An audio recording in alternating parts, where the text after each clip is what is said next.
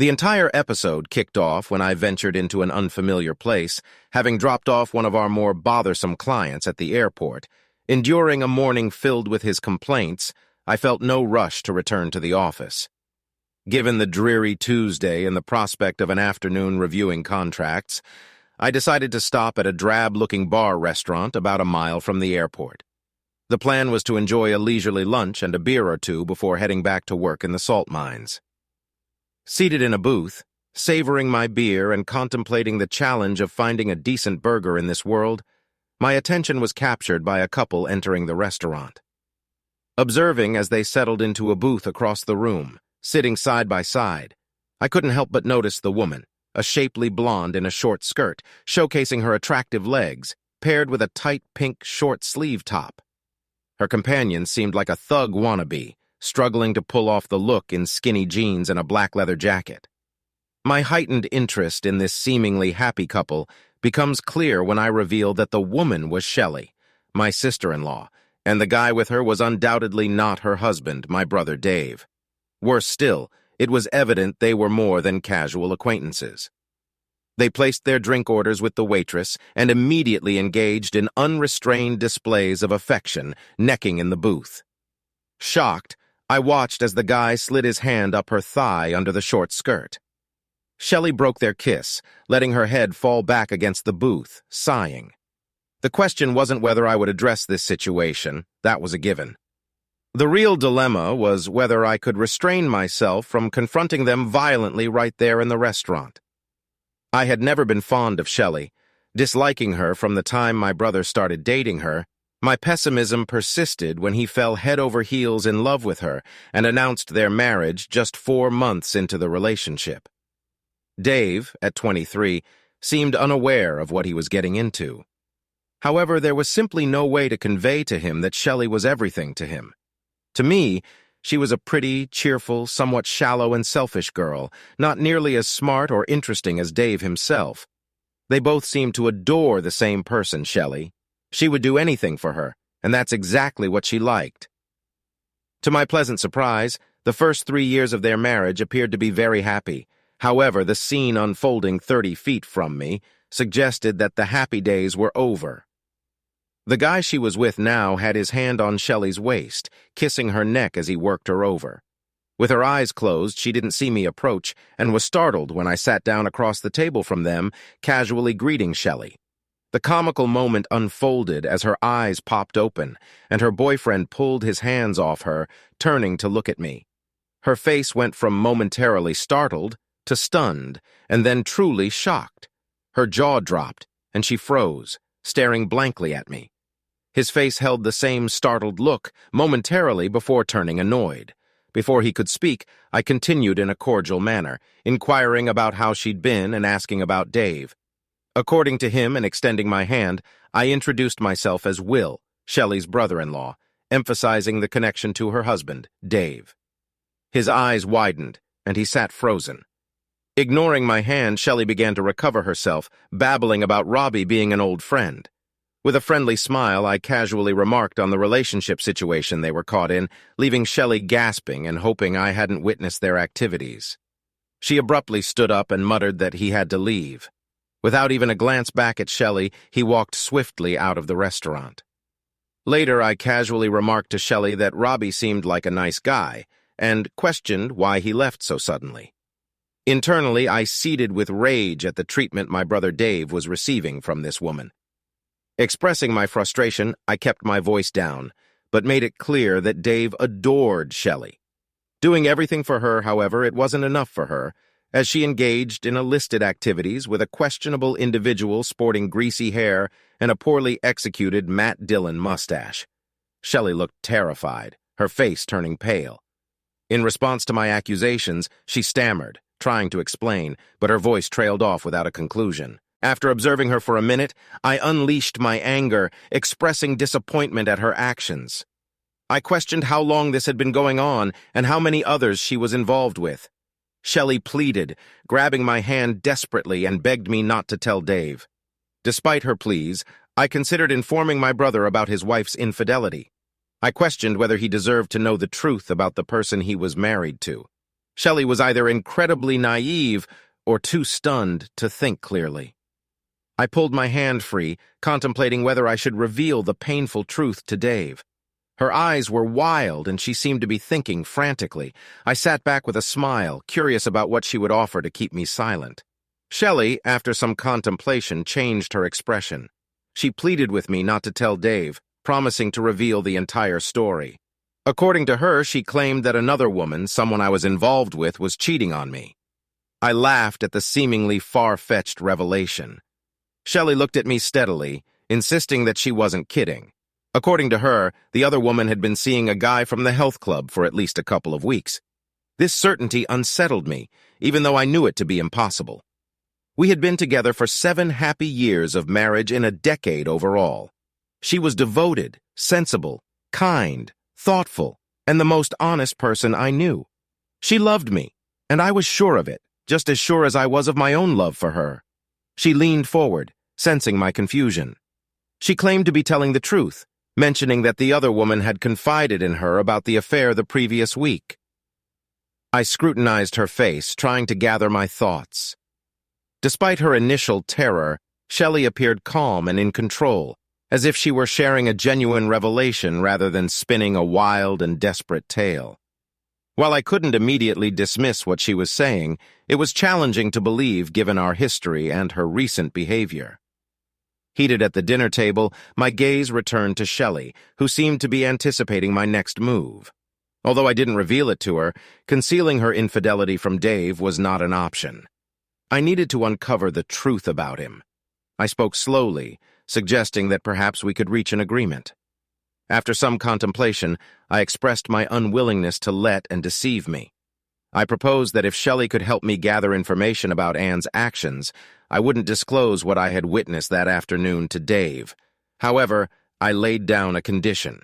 She had to swear not to see Robbie or any other man besides Dave. Relief washed over her face as she swore to comply.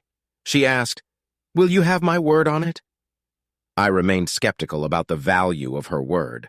Responding to her question, I inquired about what she would be willing to do to fulfill her part of the agreement. Expressing my desire to gather information about Anne's affair, I suggested a plan to Shelley. I proposed providing her with a tape recorder to conceal in her apartment.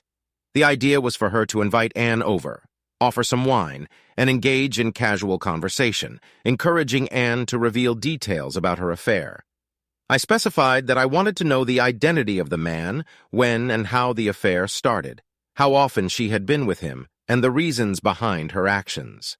As I spoke to Shelley, I realized that I was starting to believe her unusual story about Anne's infidelity, which infuriated me.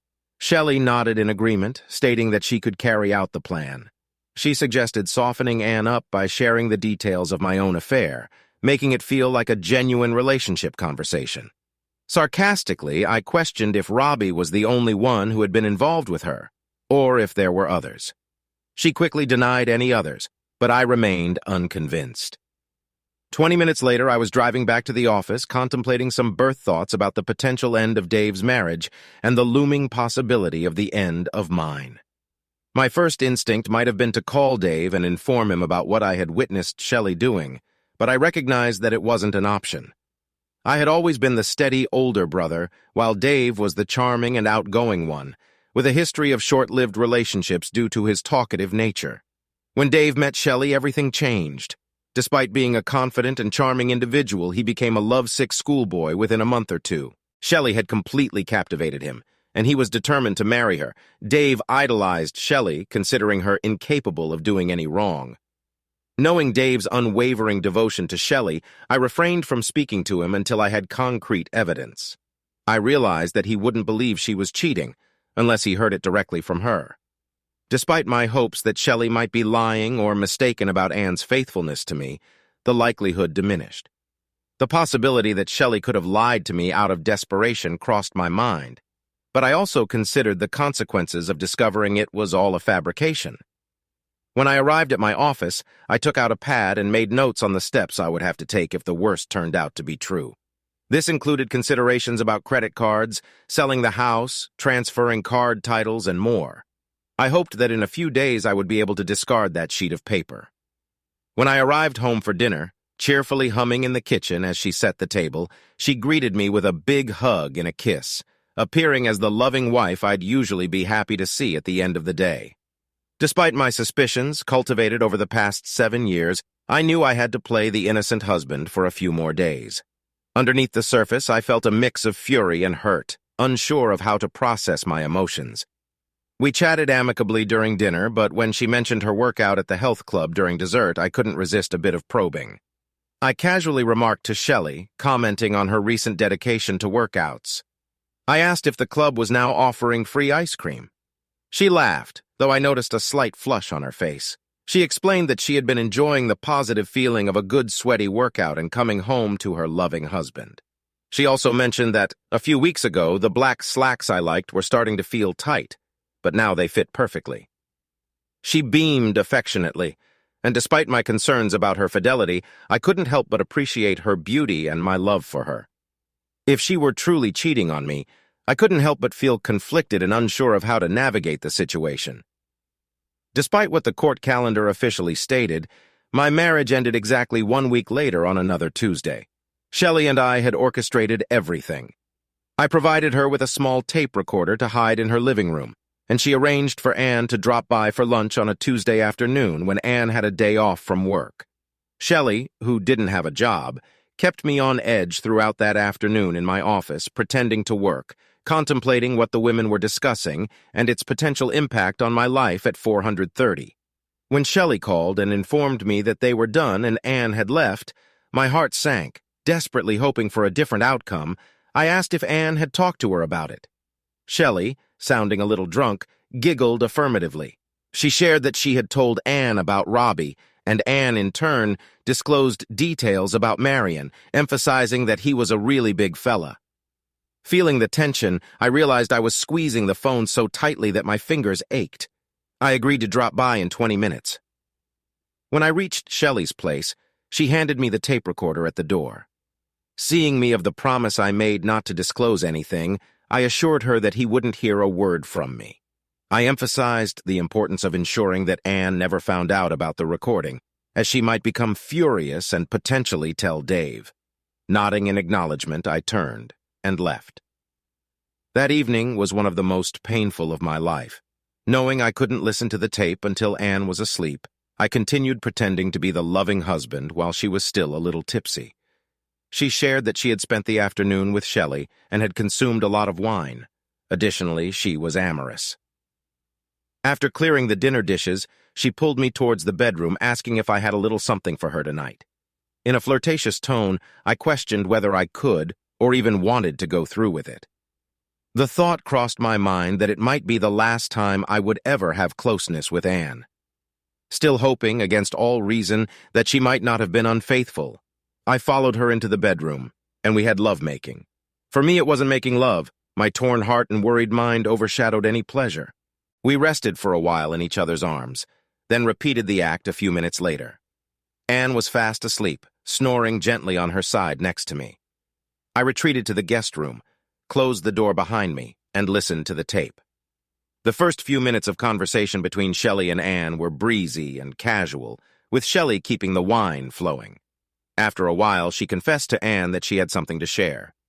She proceeded to share the details of her affair with the a-hole Robbie. It became evident that Anne was already aware of the affair, and Shelley was merely providing her with the juicy specifics to soften her up. Shelley executed her role admirably, even confessing with a laugh that Robbie was just the latest, not the best. There had been a guy named Ellis, but unfortunately he had moved out of town. Anne giggled and pretended to be shocked, though she appeared to be enjoying the story. The explicit details of the sleazy narrative had little effect on me. I already knew what Shelley was, and the added specifics would only make it easier to convince Dave that she had indeed cheated on him. Anxiously awaiting the inevitable, I resisted the urge to fast-forward the tape. Eventually, Shelley redirected the conversation towards Andy, expressing curiosity about my story. She giggled, mentioning that all I had shared so far was meeting him at the health club and his well-endowed nature. My body tensed as I listened to Anne's voice on the recording, laughing and describing Andy as amazing, the largest she had ever encountered. She went on to share more details, expressing initial doubts about it fitting inside her, leading to laughter from both women. After well-ended by the revelations, I stopped the tape and leaned back in my chair, absorbing the painful truth. My marriage was now officially over. Did I even want to hear the rest? I considered letting my lawyer listen to it. After some thought, I switched the machine back on. It was time to face the entire story, confront the anger and pain, and begin the process of figuring out what the rest of my life would look like. Shelley inquired about the beginning of the affair, asking how it started. Anne responded, explaining that she never meant to cheat on me and felt terrible about it. She mentioned our happiness together and expressed her disbelief in engaging in infidelity. She attributed it to having a bad case of BDF, which she found amusing. Laughing, Anne heard Shelley ask about BDF, and she promised to explain after having more wine. Anne continued, sharing that she had been going to the health club for a couple of years to avoid getting saggy and to maintain my interest.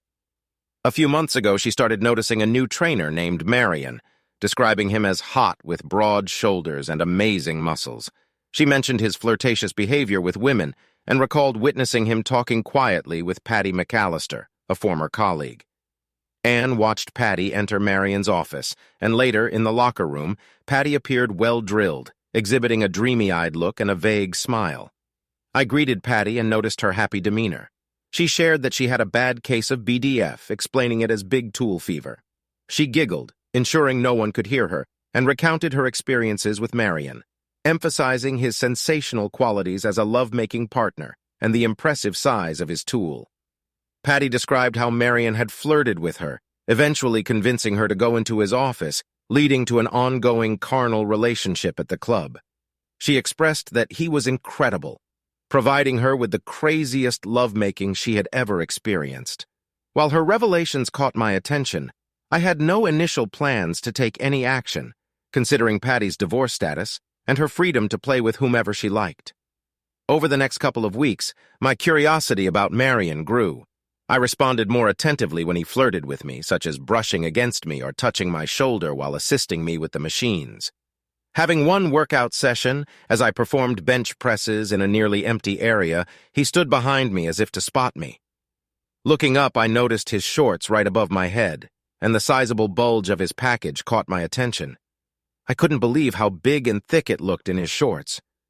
He smiled down at me, aware of what I was looking at. I almost dropped the bar on my chest, but managed to finish my reps. As I put the bar back on the rack, he took my hand off the bar and slid it gently down over his shorts. His tool felt as enormous as it looked, and it was hard as a rock. Then after a couple of minutes, he gently pulled me to my feet, looked around to ensure no one was there, and led me by the hand into his office. I wasn't thinking, kind of dazed. He locked the door behind us, sat me down in a chair, and without a word, pulled off his shorts, standing in front of me. I swear I wasn't thinking at all. We had wild lovemaking. By the time he finished, I was beside myself, exhausted and totally spent. Shelley reacted with an impressed, "Wow," and it seemed like she genuinely meant it. She assumed that Anne had continued seeing Marion. Anne explained that after the encounter in Marion's office, she had drifted into the shower feeling dreamy and weak in the knees. Wiped out, she cleaned up and went home, overwhelmed by guilt and fear of being discovered by me. Surprisingly, I didn't suspect anything that night, and it seemed normal. Despite my desire for closeness, she made an excuse, fearing I might notice a change. The following night, she mentioned giving me the full treatment, engaging in closeness until I couldn't continue. Anne admitted, staying away from the gym for 2 weeks following the incident. I just knew I couldn't be anywhere near Marion without being tempted again. Finally, I told myself it had been a one-time thing. I was a grown woman with a wonderful husband and I could resist him. So I started going back. And the first couple of times it was fine. Marion winked at me and flirted a little, but he left me alone. And I thought, this is okay, I'm over this, and I relaxed my guard a little. Then about a week after that, he caught me again at the bench, and the room was empty. And he got my hand on his tool, and in no time you were back in his office. Shelley finished her sentence, expressing how much better it was, and speaking somewhat dreamily, struggled to describe the experience. She conveyed her deep love for closeness with me, emphasizing our satisfaction in each other, and confessed that she had never been tempted to fool around before, even with a flirtatious co-worker named Alex. Despite his success with other girls, Anne had remained uninterested. However, with Marion, she felt as though she had never experienced such pleasure before. Giggling, Anne acknowledged the absurdity of sharing such details, emphasizing that there was nothing particularly special about Marion. She clarified that she had no interest in him as a person or a lover. It was solely about the physical aspect. She referred to it as God's gift, prompting laughter from both her and Shelley. I listened to the two of them and felt the anger coursing in my veins. I sat through the rest of the tape, but there wasn't much more. Once he'd had love-making with her a second time, he gave up all attempts to resist. She'd been with him 2 to 3 times a week for nearly a month, and there was no sign she was ready to stop. In fact, she said that she'd been enjoying love-making with me more lately as well, perhaps because her secret was kind of a turn-on. It was clear that her BTF had overcome whatever guilt she might be feeling about betraying me. Me, the love of her life, her husband of 7 years, the man who was completely devoted to her, and who still remembered what forsaking all others was supposed to mean. It took a while to think through my plans, and it was 02:30 a.m. By the time I went to sleep in the guest room, I was done seeing and sleeping next to her or even talking to her. I slipped into the bedroom and got closed for the next day without waking her. At 06:30 a.m., I was up and out the door. I left a brief and cold note, trying not to reveal anything, stating that Anne had an early meeting due to my call. Apologizing for forgetting to mention it, I made 2 copies of the tape last night at the office. By 8:30, I was on the phone with my best friend from college who worked at a downtown law firm. I requested a favor, asking him to arrange an hour with the meanest and most bloodthirsty divorce lawyer in his firm. There was a moment of silence, and he expressed shock, apologizing for the situation.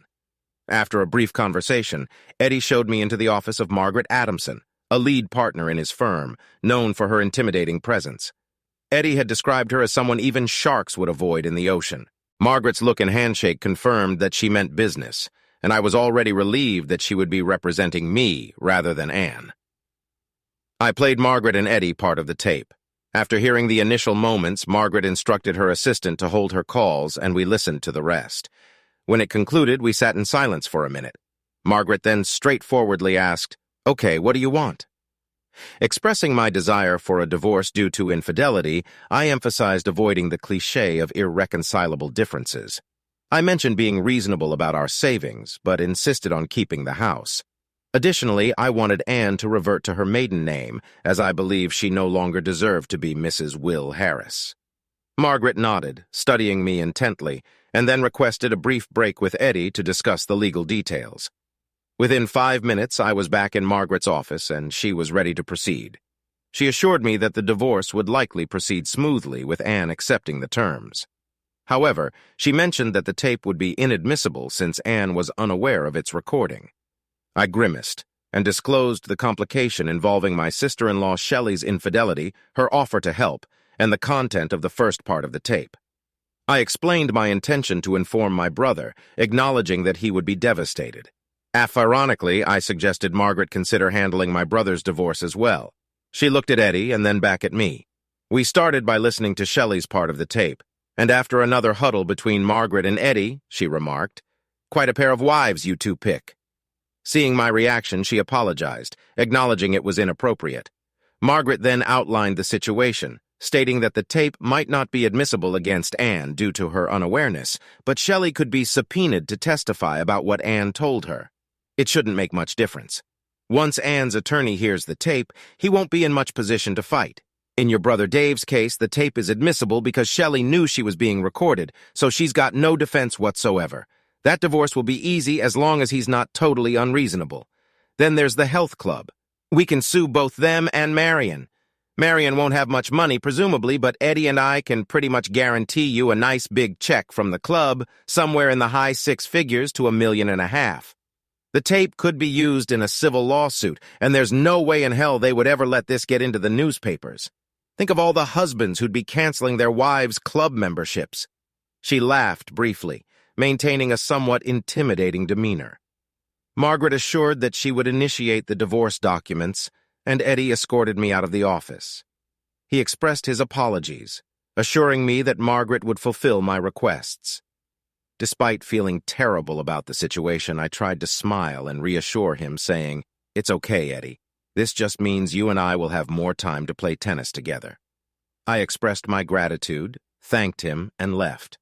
The rest of the day I submerged myself in details. I arranged a locksmith to meet me at the house at 430. I made a dinner date with Dave so I wouldn't be around when Anne came home. I cut off her credit cards and arranged separate accounts for our money, and I wrote her a note. It took several tries. Not easy to say goodbye to the love of your life, even under these circumstances. When I finally finished it, I put it in an envelope, wrote Anne's name on the front, and took it home. The locksmith finished by about 5:15. I had a beer, sitting by myself quietly in the kitchen. Then I taped the note to the outside of the front door, locked it, and left. I knew Anne would be home between 6 and 6:30. I idly wondered what she'd do first. Try the door and find her key. Didn't work, or read the note. Our marriage is over. Now you'll be free to play around all you want with Marion and his big tool. I've had the locks changed. If you want to get your clothing and personal things, call my attorney. I left Margaret's name and number. She'll arrange for you to have supervised access to the house. When I'm not here, I won't be talking to you again. You broke my heart. I loved you as much as any man can love a woman, and I looked forward to our growing old together. Too bad our marriage vows didn't mean as much to you as some love-making with a big tool, or as much as they did to me. When Dave joined me for dinner, he immediately sensed that something was amiss. After placing our orders, I took a deep breath and disclosed that Anne had been cheating on me, and I was planning to divorce her. His reaction was evident, staring at me with an open mouth, a sight I hadn't witnessed before. He expressed shock, exclaiming, "Oh my God, Will! My God, Anne, are you sure?" Realizing the obvious, he apologized, acknowledging it as a foolish question. He could see the truth in my expression and asked if I wanted to talk about it. I did, sharing my hurt and despair with my best friend over dinner. The beers provided some comfort, but having Dave's unwavering support meant even more. Towards the end of the meal, I revealed another aspect, mentioning that there's one part of it I haven't told him. Shelley is the one who got me proof. She taped a conversation of her and Anne talking, and Anne told her the whole sorry business.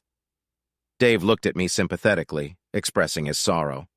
He added that he hoped it wouldn't make me angry, but he felt lucky to have a fantastic wife like Shelley. He mentioned that he's not surprised she helped me, as she has always liked me. He acknowledged that I haven't always approved of her, but began praising her. I couldn't bear to hear more praise for Shelley, especially considering the circumstances. I interrupted him, saying, "Listen, Dave, wait. Don't say anything else. Let me pay the bill, and I need you to come back to the house with me." A note with Will written on it in a flowery handwriting was found under the screen door. Without reading it, I dropped the note on the hall table and ushered him into the guest room. I communicated the seriousness of the situation to Dave, expressing my love for him and emphasizing our friendship. He responded with a wary look, not accustomed to such conversations. I urged him to listen to a tape recorded by Shelley, instructing him to stay seated while I went to another room. Rewinding the tape to the beginning, I pushed the tape recorder toward him and left. In the subsequent moments, I heard quiet murmurs from the tape, followed by a crash. Dave, seemingly agitated, paced around while the tape continued to play until it fell into silence. Upon entering the kitchen, Dave confronted me with intense anger, accusing me of relishing in the knowledge about Shelley, and deliberately keeping it from him. He berated me for allowing him to praise her without revealing the truth. He insisted that I must be enjoying the situation, accusing me of harboring a long-standing dislike for Shelley. In response, I stood up and raised my voice, questioning what I had just discovered about him. My glare intensified, and gradually Dave's demeanor softened. His shoulders slumped, fists unclenched, and he sat down at the table, resembling an old man. After a moment, he apologized, saying, "Sorry, Will, I know you're hurting just like I am. It's just you obviously knew about this." "Why didn't you tell me, Dave?" I said as gently as I could. "You know how you were about Shelley? You would never have believed me. Remember that fight we had when I criticized something she'd said to Mom? I found out about Shelley a week ago, and I knew that I couldn't possibly tell you. You had to hear it for yourself. I only got the tape for her yesterday. The two of us emptied a few beer bottles while I told Dave the whole story. I began with seeing Shelley and Robbie at the restaurant. Then the deal she offered me, the making of the tape, and my conversation with Margaret Adamson. She's handling my divorce, and she'll be happy to represent you too if you want. Our cases are pretty much a shoo-in, she says. We talked late into the night, and then Dave crashed in my guest room. He didn't have the heart to face Shelley. The phone rang several times, but we didn't answer it, and finally, I just left it off the hook. A few days went by, and then a few weeks, and kept calling for a while, leaving the messages of her crying and begging to talk to me. But I didn't answer her or call her back. I just didn't see any reason to talk to her. She tried finding me at work, but I'd asked our receptionist to tip me off, and I ducked out of my office each time she showed up. A couple of times I saw her car parked in front of the house when I came home from work, so I just drove right by and stayed away for a couple of hours until she left. Margaret Adamson did her work beautifully. The divorce papers were served. She fought through all the legal maneuvers that Inn's lawyer tried to pull, and a court date was set. In his initial conversations with Margaret, he claimed that no infidelity had taken place. Once she sent him a copy of the tape, we stopped hearing that line. Instead, he pointed out that the tape was inadmissible. Margaret didn't even dignify that one with a response. She just sat tight. And as the court date approached, Inn's lawyer finally called Margaret to ask for a settlement. The day after listening to the tape, Dave moved out of his apartment with Shelley and into my guest room. He drove over and watched the place until she went out, then called me. The two of us packed up everything he wanted and got out of there in less than 2 hours. He told me, I don't want to see her. I don't want to hear a word she has to say. I just want to get the hell away from her. His eyes started to tear up and I turned away. Was it a good thing or a bad thing that I knew just how he felt? Shelley left me a couple of angry cursing messages at home, a nice counterpoint to Anne's remorseful ones. After a day or two, I started screening the messages, deleting any from Shelley, and as soon as I heard their voices, Shelley called Dave at work and sent him letters. But he never responded to them. Margaret was handling his divorce too, and he and I just sat back and let her run the show. To my amazement, the lawsuits against Marion and the health club were resolved first. The one against Marion never went anywhere. He disappeared one day and left no forwarding address. But the health club, eager to avoid negative publicity, just as Margaret had predicted, reached a $1.1 million settlement. I signed a pledge of confidentiality and walked away with the largest check I'd ever seen in less than 10 weeks. My brother was a rock, and I guess I was for him too.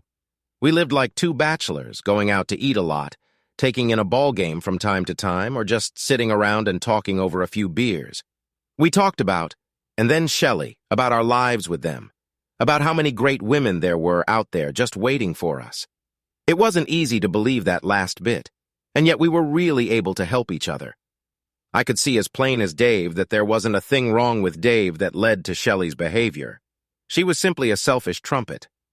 Likewise, Dave reassured me that inch cheating wasn't a reflection on me, just an indication of how screwed up as she was. Neither of us probably believed the other one all that much, but it still helped to hear it. Dave was divorced first, as it turned out. He made it clear that he wouldn't talk to Shelley under any circumstances. And so Margaret handled the whole thing. She told him that Shelley had fought for more money at first, but that with the tape she didn't have a leg to stand on.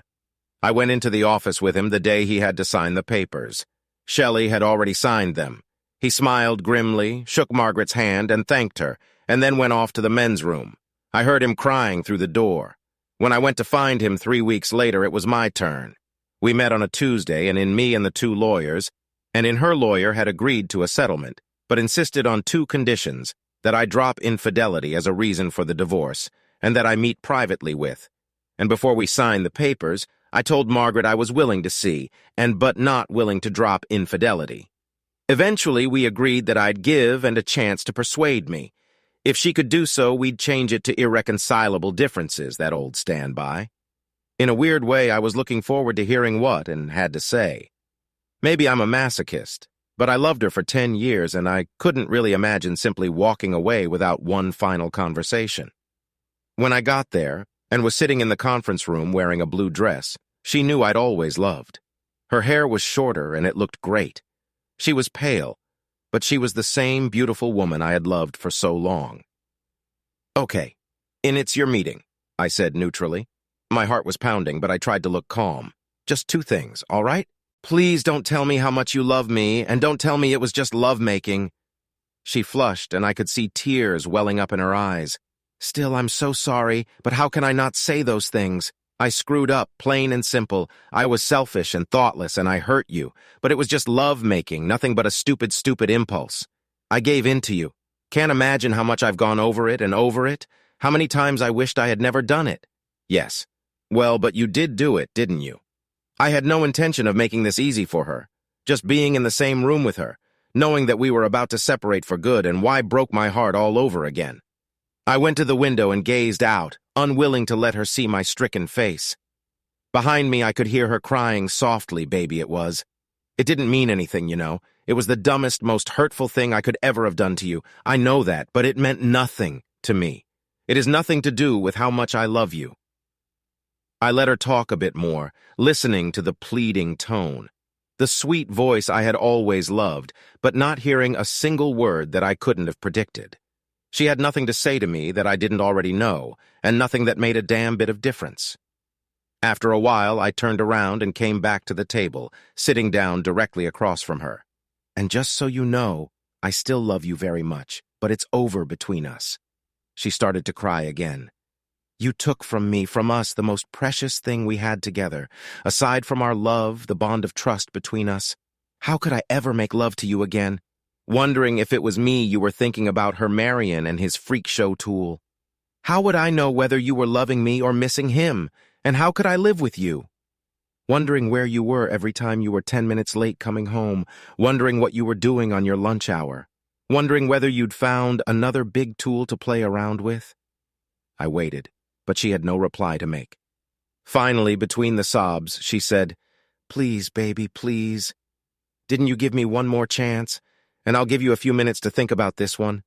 What if I had met some bimbo with fantastic big jugs and started bawling her on the side for a few weeks? Nobody I liked or respected. Just a handsome girl who was a fantastic lay, who gave me a degree of pure physical pleasure that I never got from you. And then you found out about it. Could you stay with me? Could you get past the feelings of hurt? The sense of total betrayal? Could you overcome the doubts you'd have about your own attractiveness? The fears that you weren't ever going to be the one I really wanted?" She looked up at me with the saddest eyes I had ever seen. "Well, I don't have to think about it. I've thought about it for weeks now. Could I forgive you? Could I take you back if it were the other way around? And the answer is no, I couldn't. I just couldn't handle those feelings. I know that. So I'm asking you to do something I couldn't do, to be a braver, stronger person than I could ever be, and to give me a chance to make it up to you a lifetime, to show you how sorry I am and how much I love you." There was silence a minute, 2 minutes, as we looked at one another, both of us thinking about all we had meant to one another and how we had arrived. At this point, I stood up slowly, hating myself and hating her for cheating on me, and now for throwing it all back on me. I don't know whether I can't do it or won't do it, but I'm not that braver, stronger person you want me to be. Goodbye." And I waited by the open door for a moment, looking back, giving her a chance for the last word. She had her head down, crying. She didn't say anything else. Margaret was waiting for me down the hall, a surprisingly sympathetic look on her hard face. "Let her have irreconcilable differences," I growled. "It doesn't make a damn bit of difference to me." Dave and I sat at my kitchen table. We'd had a few, but we weren't drunk. "Listen," I said, "I've made some plans." He nodded, and I went on.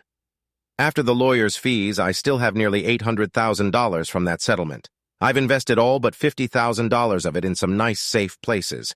So there will be a lovely nest egg for when we're old and feeble. At the last 50 grand has been designated to Will and Dave Harris Recovery Fund, and we're going to start spending some of it. I've rented us 4 weeks at a 2-bedroom condo in Cancun starting 2 weeks from now. Go tell your office you're taking some time off. We are going to be a pair of fun-loving bachelors, 2 gay divorces, if you know what I mean." He just raised an eyebrow, and I laughed. No a-hole gay, as in cheerful. We've done enough moping around telling each other how badly we've been screwed over. Cancun was a blast, or at least as much of one as it can be for two guys recovering from broken hearts. We got a lot of sun, played a lot of tennis, swam a lot, and drank a lot, though we kept one another from going off the deep end with each passing day. We got tanner, a little fitter, and slightly further from the nightmare we just lived through, and let me say, God bless my charismatic and charming brother. Despite the blow to his self-confidence that Shelley had laid on him, he got his old groove back, and we had a lot of female companionship. His favorite stunt, and damned if it didn't succeed 75% of the time, was to spot two attractive women sitting together. He dragged me straight over to their table, smile winningly, and say, "Pardon me, ladies. I'm sure you wouldn't be comfortable letting a stranger buy you a drink, so let me introduce my brother, Will Harris." Then it was up to me, the shyer one, to say, "Delighted to meet you both. This is my brother, Dave Harris." Then he would step back in, "Phew. Glad that's taken care of. Now may we buy you a drink?" By this time, the women were usually at least grinning, if not laughing, and we'd mostly find ourselves with female companionship for the evening. Sometimes the companionship lasted until breakfast. After all, unattached women in Cancun were as eager for fun as we were. I had maybe 6 different women in my bed over those 4 weeks, and I imagined Dave's number was a little higher. Mostly it was fun, just laughter and pleasure and keeping it light. The first couple of times I made love to a woman, I was tentative, distracted by thoughts of Marion and his huge tool, even though both he and were thousands of miles away. It was hard to compete with what I knew he had done to her, but the women didn't seem to notice, and being with someone new got easier each time. One-night stands may not be for everyone or for every stage in a person's life, but they seemed to be what Dave and I needed. Only one of the women was different, Shannon, a tall Irish redhead, a year younger than I was. We did all the same things, had some drinks, laughed a lot, went for dinner, did some dancing, and back to my place to bed. She was handsome and responsive, as eager to be with me as I was to be with her. We had a lot of fun. When it got different was later, around 3 a.m. For some reason, I woke up and just lay in bed, Shannon softly breathing in sleep beside me, thoughts of and filled my head, and all that we had had together and how it had been taken from me. I started crying very quietly, and before I knew it, Shannon was kneeling beside me, holding me in her arms, saying, "Let it out, baby, it's okay." I was embarrassed, but I couldn't stop. She kept soothing me, and finally, in response to her urgings, I told her the whole story. By the time I was done, the sun was rising. We shuffled into the kitchen, and I made breakfast for us while she told me her own story. Also a divorce, no cheating, just a husband who grew ever more distant, ever more driven, and career-oriented, until there was just no marriage left. She'd been on her own for nearly 2 years. After eating, we found our way back to the bedroom without a word spoken, and made love. The night before had been screwing, fun, exciting, friendly, but just love-making. This time we looked into each other's eyes, murmured tenderly, and found a very different level of closeness. My one-night stand with Shannon turned into 4 wonderful nights. In the afternoon, she left. My brother Dave was a little worried about me, I think. Urging me to meet new ladies, he mentioned it was time to move on. I acknowledged that one was special. He agreed, saying he liked her too. However, he reminded me that she had gone home and we still had 10 more days to spend down here. He dragged me off to the tennis court, then the pool, and by that evening, we were chatting with 2 secretaries from San Francisco on their very first trip outside the United States. That night, they slept in their own hotel room. But the next afternoon, Barbara joined me in my room for her first ever experience on foreign soil. Dave and I went out for dinner at a steak place we both liked. It had been 8 months since Cancun. Dave had long since found a terrific apartment he liked, but we still spent a lot of time together.